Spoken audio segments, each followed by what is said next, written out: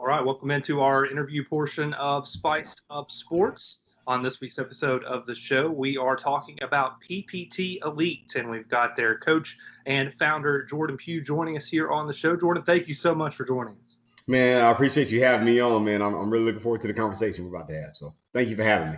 I always find that there's interesting stories, and how people got involved in coaching, how people started their 7-on-7 program. So I'm curious with you, what was the story behind starting up the organization and what motivated you to begin the team? Yeah. Wow. I need about 2 weeks, man. All right.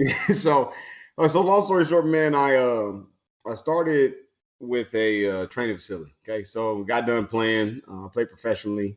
I played 5 years in the NFL, so I got done playing. A lot of the kids that I used to train with or used to train with me when I played wanted me to train them. So, with my wife's push, man, I got into that.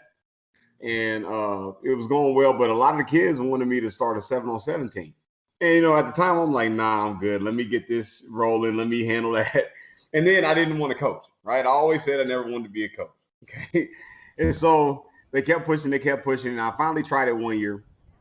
And I think the first year we did it, man, I maybe had 3 people come to tryouts. I'm like, all right, bump that, man. I'm not doing this. You know what I'm saying?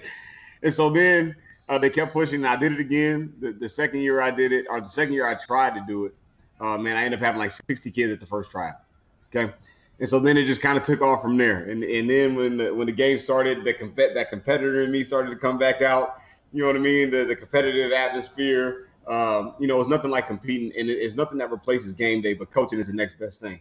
So I just built it from there on out, man, and that's how the program just grew. So every year we've doubled in numbers. We've added new teams on, new age divisions of each teams each year. So it's going real well. And man, if it wasn't for my wife's push, man, we wouldn't even be here.